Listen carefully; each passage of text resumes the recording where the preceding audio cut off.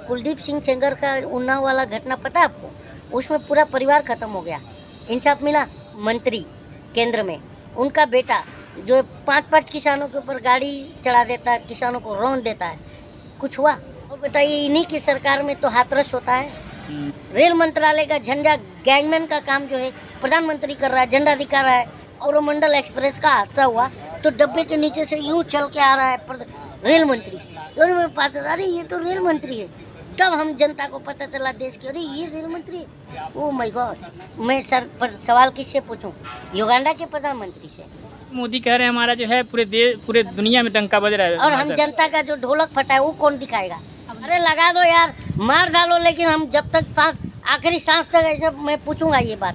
बस भ्रष्टाचार का दलदल है एनडीए में। जो मामला हुआ है कि एक समुदाय जो है 2 महिलाओं को जो है निर्वस्त्र करके पूरा जो है परेड करा रही है और उनके साथ जो है रेप का मामला है, वीडियो वायरल हुआ, उसको लेकर के पूरे देश में जो है माहौल बहुत गर्म है।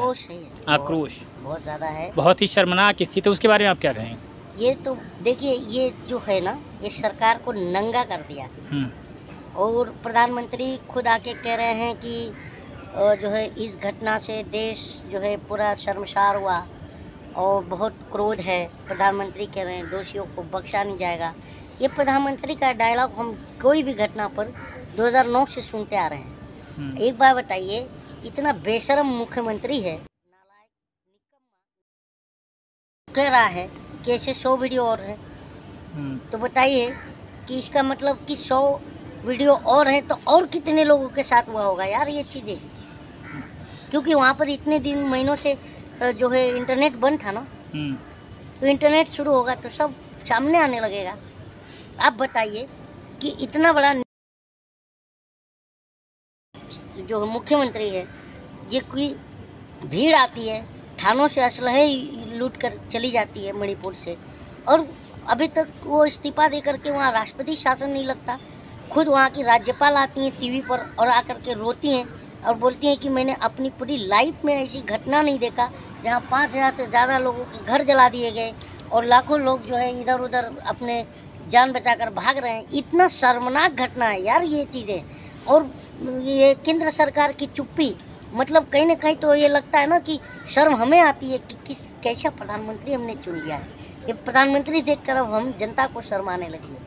लेकिन प्रधानमंत्री तो कहते हैं कि हम जो है महिलाओं की सुरक्षा को लेकर के लगातार सजग रहे हैं। प्रधानमंत्री अगर महिला सुरक्षा के लिए सजग रहे थे तो बताइए कि महिलाओं पर कितने अत्याचार हुए। खुद इनके अभी तक ब्रिजभूषण को अभी तक पार्टी में रखे हुए हैं, यौन शोषण का मामला है नहीं है। तो एक मतलब ये कहते हैं मैं अंधभक्त कि मजबूत सरकार है, लेकिन ऐसा लगता है कि ये मजबूर सरकार है, मजबूर। क्या लग रहा है कि जो है इसमें सबसे बड़ी फेलियर किसकी है? स्टेट गवर्नमेंट की है, गृह मंत्रालय की है और सीएम की है, सबकी गलती है।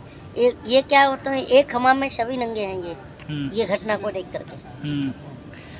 तो अभी स्मृति ईरानी का जो है कोई जो है स्टेटमेंट बहुत ठोस कदम ना उनका दिखा, जबकि वो खुद महिला। देखिए ये क्या है, एक सिर्फ और सिर्फ सत्ता पाने के लिए ये 2014 से पहले ड्रामा करती थी।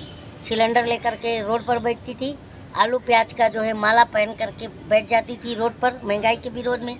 तो कहीं ना कहीं मुझे ऐसा लगता है कि बीजेपी से अच्छा जो है विपक्ष कोई नहीं था।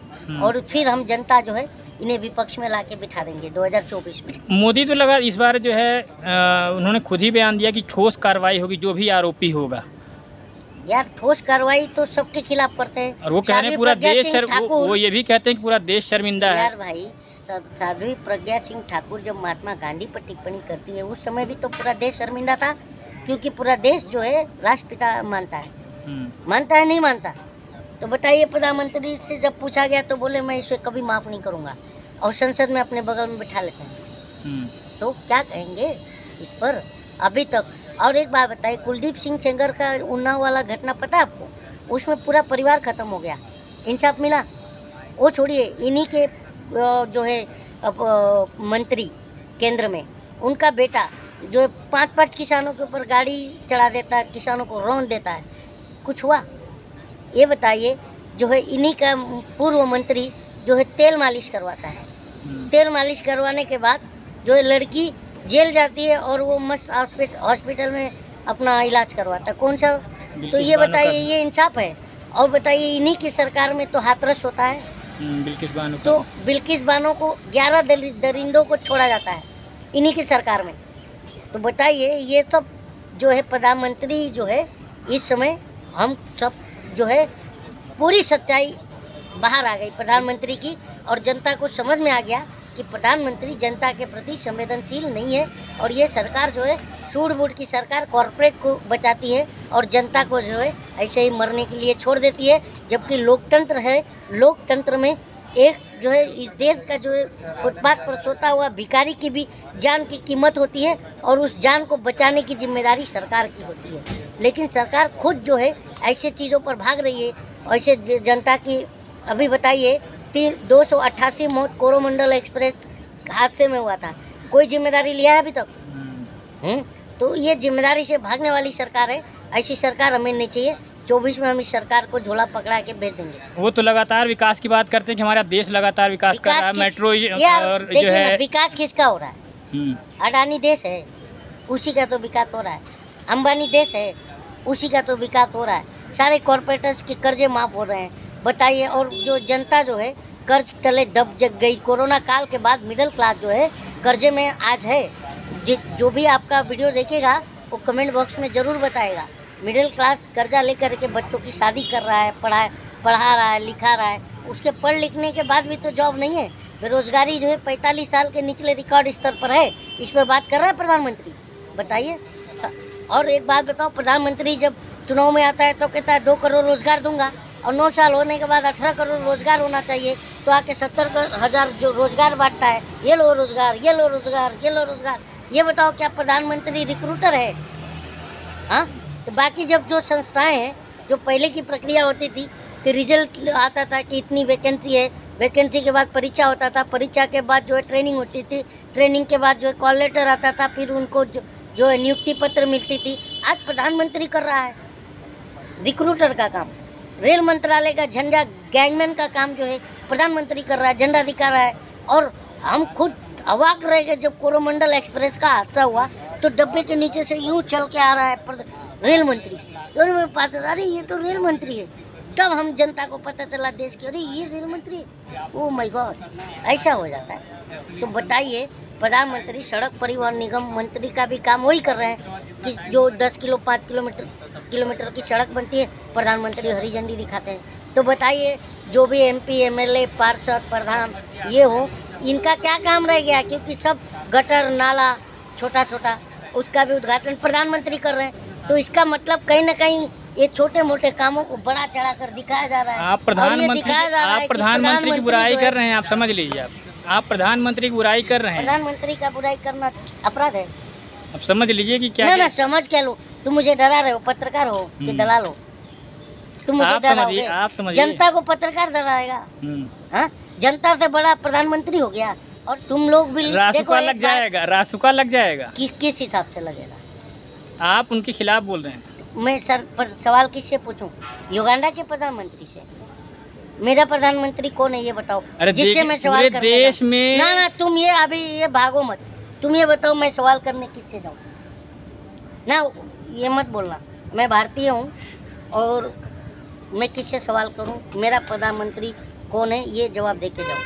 तो आप प्रधानमंत्री से करिए, लेकिन इस तरह से एक तरफा आप बात कर रहे हैं और विपक्ष का कोई भूमिका ही नहीं। आप किससे? राहुल गांधी से पूछूं? ये बताओ।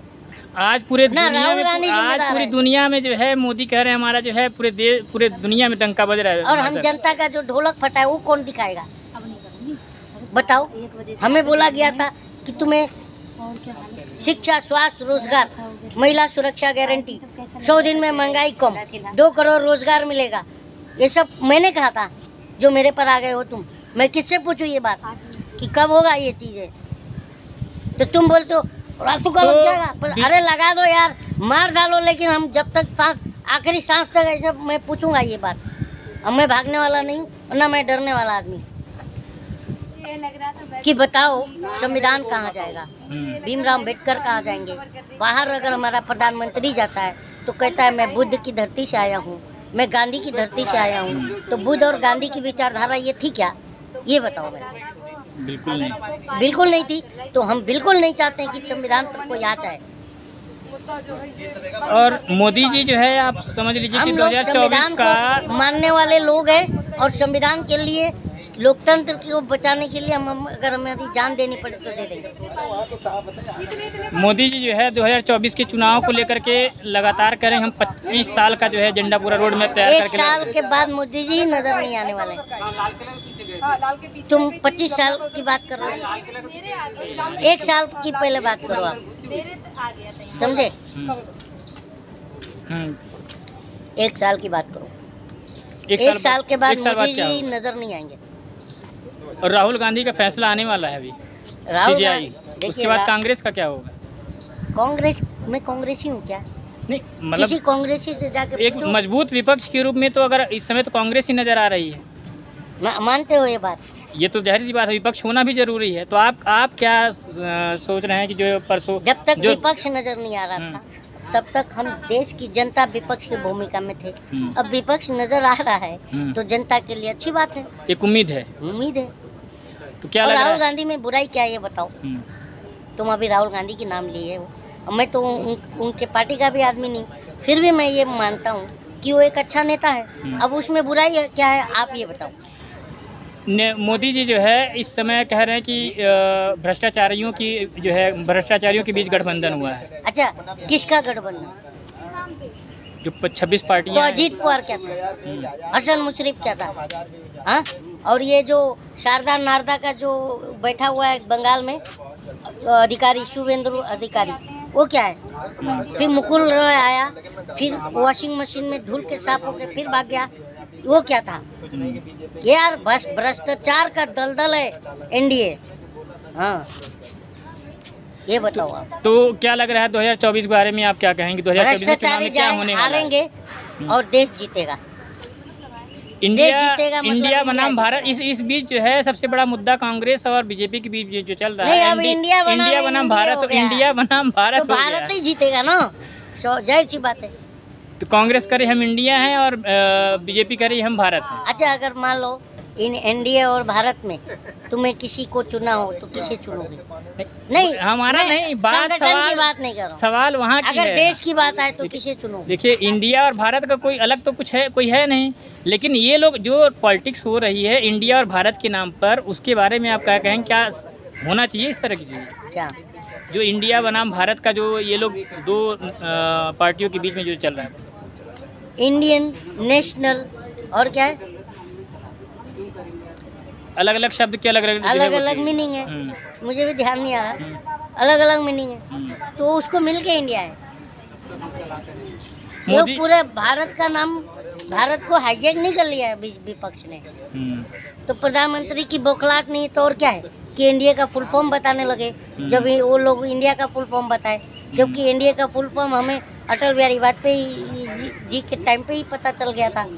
तो ये चीज़ें हैं दोस्त, आप जो है ये बूम लेकर के जनता को गुमराह मत करो। बीजेपी वाले कहते हैं कि अगर दूसरी सरकार आ गई तो फिर से देश में आतंकवाद और भ्रष्टाचार बढ़ेगा। हाँ, कौन कहा? बीजेपी की सरकार कहती है। अच्छा एक बताओ, अमित शाह ने भी तो कहा था कि कर्नाटक में कांग्रेस आई तो दंगे हो जाएंगे, हुआ क्या? ये लोग क्या होता है, अंगूर नहीं मिला तो खट्टे, मतलब सत्ता नहीं मिली तो विपक्ष खराब।